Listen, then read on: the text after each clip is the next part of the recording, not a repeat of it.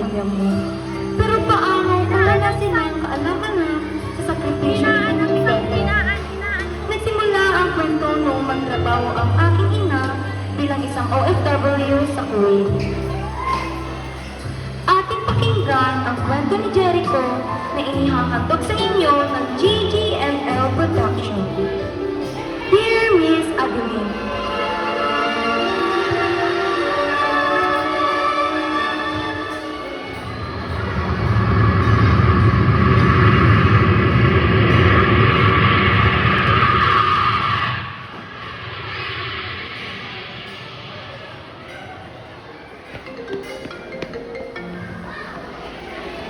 Ori, kamusta ang biyahe mo? Hindi ka naman ba namamahay dyan? sa awa ng Diyos, Kartin, okay naman ako dito. Ang mga bata, kamusta? Si Jericho, hindi naman ba siya umiiyak? Huwag mo kaming alalahanin dito, Ori. Okay lang kami ng mga bata. Masasanay din sila. Tsaka isa pa, para naman sa kinabukasan nila ang pagsasakripisyong ginawa mo ngayon. Ang isipin mo, makakapag-ipon na tayo ng pera para sa pag-aaral nila. Oo nga, Kartin. Sana maintindihan ako ng mga anak natin. Siya, sige na, mag-iingat kayo dyan. Baka hinahanap na ako ni Madam.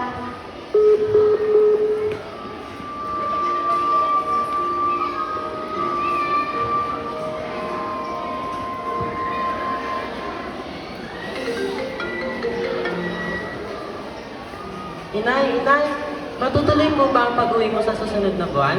Siya nga po pala, Inay. Malapit na po pala ang pagtatapos namin sa elementarya. Ako po ang nakakuha ng pinakamataas na rangko sa aming baitang. Makakapunta po ba kayo? Ang galing-galing naman ng bunso ko. Nagagalak ako dahil nakakayanan mong makapag-aral ng mabuti kahit na wala ako dyan para samahan ka. Sobrang pinagmamalaki kita, anak. Ngunit, pasensya na anak ha. Kailangan pa kasi ng nanay na magtrabaho dito para makapag-ipon para sa kinabukasan niyo. Hindi po ba pwedeng umuwi po muna kayo dito kahit sa pagtatapos lang namin?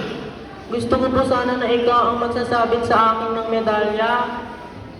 Pasensya na talaga, anak. Ngunit, hindi mapapayagan ng nanay na makauwi eh. Andiyan naman si tatay. Siya na ang magsasabit ng iyong medalya. Eh kayo po ang gusto ko na magsabit sa akin. Hindi niyo na po ba ako mahal?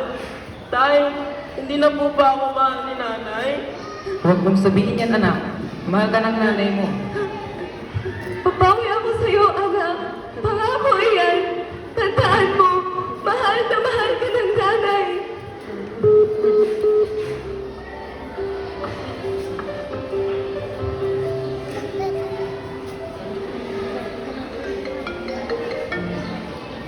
Karti? Oh, mahal. Kamusta ka na dyan? Ayos naman ako, Karti. May binabalak sana akong gawin na sorpresa. Oh, sige, mahal. Ano iyon?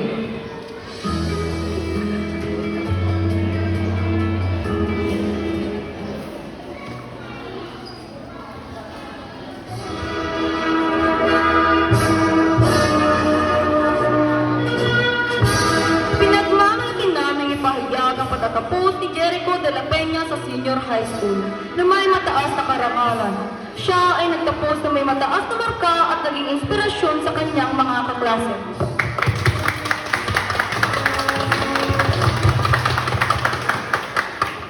Hindi pa rin ako makapaniwala, anak. Grabe. Kaya bilis ng panahon. Akalain mo ba na magkokolehiyo ka na sa susunod na pasukan? Malubog kitang binabati, anak. Ipagpatuloy mo ang lumipad ng mataas na parang isang ibon na malayang naglalakbay sa kalangitan. At ipagpatuloy mo rin abutin ang mga pangarap mo, anak. Si tatay naman nagdradrama pa. Lagi nung tandaan na lahat ng pagsisikap ko ay para sa inyong dalawa ni ate. Sus! Apa dapat lang! Ang hirap ko kayang turuan, lalo na sa iyong mga takdang aralin. O siya, halina kayo at may sorpresa ako sa inyo. Siguradong matutuwa kayong dalawa. Si tatay naman, may paganyan pa. Abay, siyempre, espesyal na araw ito para sa ating bunso. Aba, si tatay nag-abala pa. Oh, nasaan na po ba sorpresa mo tayo? Andyan na! Tumingin kayo sa likod nyo! Nay? Inay! Mga anak! Inay? Jericho! Ang bunso ko! Binatang-binata ka na talaga, Jericho. Mas matangkad ka na rin kaysa kay nanay. Binabati ka na sa iyong pagkakataon. O siya, umuwi na muna tayo at mukhang pagod ng mga bata.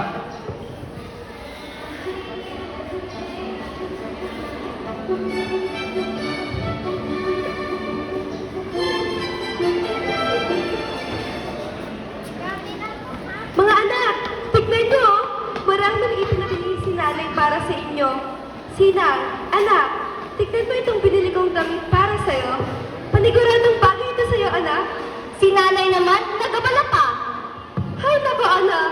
Kulang pa nga ito sa lahat ng pagkukulang ko sa inyo bilang pagiging ina. Kaya, anak, tanggapin mo na ito.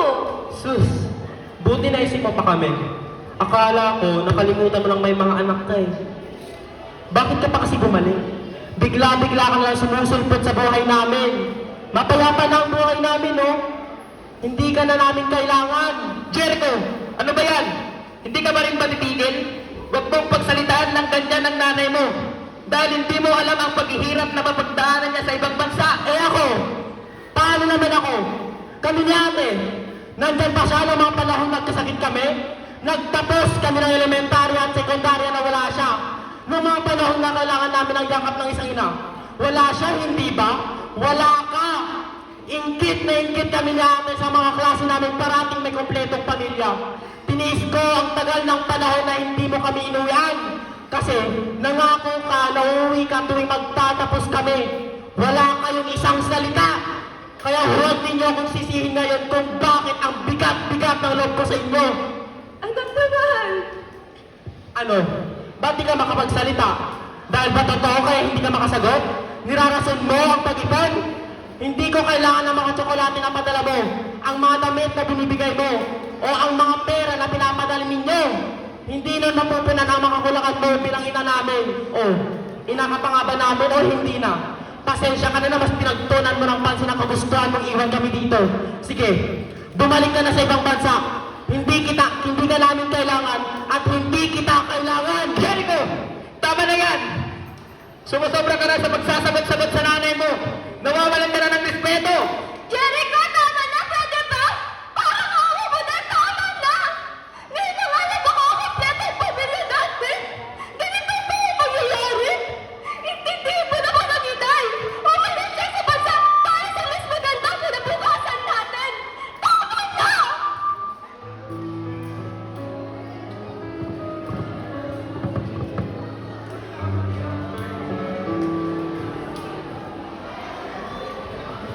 Oh, asan ang mga bata? Si Sinang ay pumunta na sa trabaho. Si Jericho naman ay nasa kwarto niya. Eh, bakit parang ang lungkot mo? Hindi ko lang kasi maintindihan ka din eh. Alam na alam ko sa sarili ko na nagkulang ako ng oras sa mga anak natin. Masama ba akong ina, Karding? Alam ng Diyos na kahit nasa ibang bansa ako, walang oras na hindi ko kayo iniisip. Kahit sa mga oras na nagtatrabaho ako, kayo paratang iniisip ko.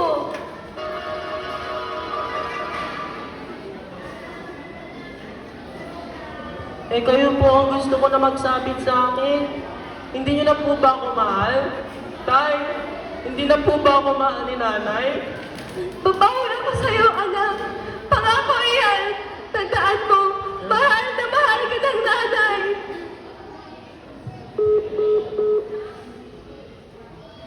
Why is it so messy in here? Uri! Uri! Madam! I'm here, madam. Wait, did you call me, madam? Who are you talking to?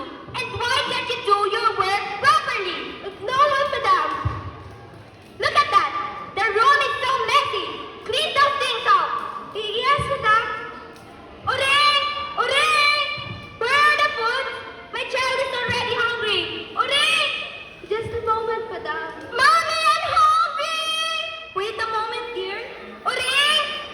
Here it is, madam. You're so slow! And why do you seem so wicked there?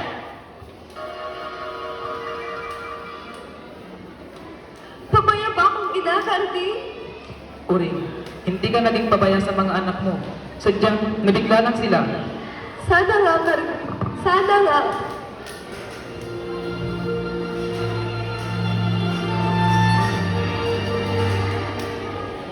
Bilisan nyo, at baka mahuli tayo sa misa. Oh, siya. Sige, tara na.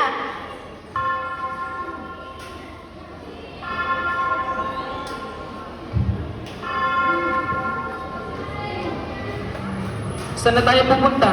Kumain po muna tayo. Sige, kumain muna tayo. Nay! Magkala ko lang siya para ako muna!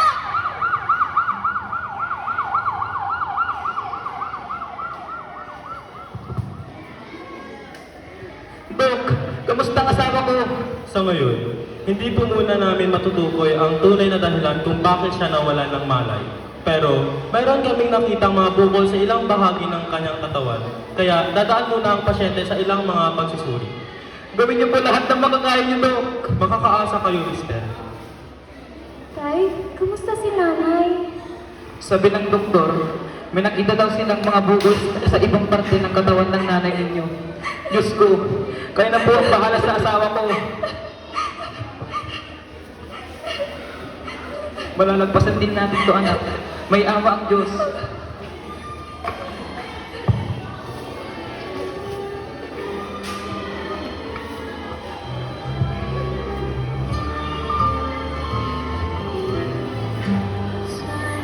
Diyos ko.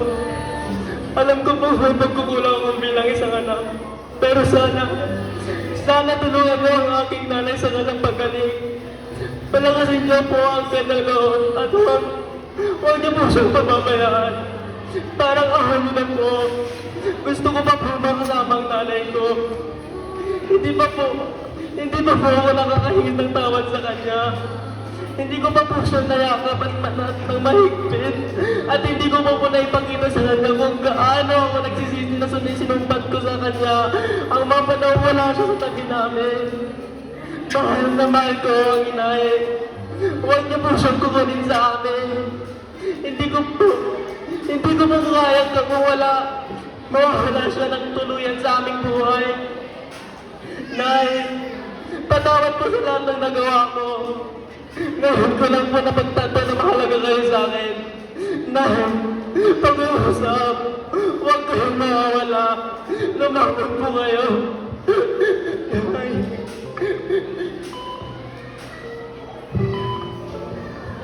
Oh, Diyos ko, salamat po sa binigay niyo sa aking pamilya. Ito na po ang pinakamagandang bagay na pinagkaloob niyo sa akin. Wala po itong katumbas sa lahat ng kayamanan. Salamat po sa biyayang inihandog mo sa akin.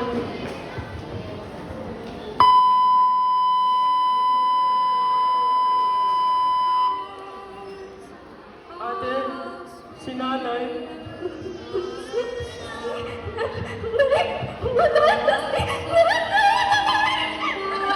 Ate, sabihin mo nagbibiro ka, ate.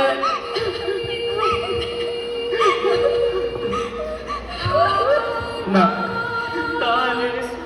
may pinabibigay ang nanay mo bago siya pumanaw.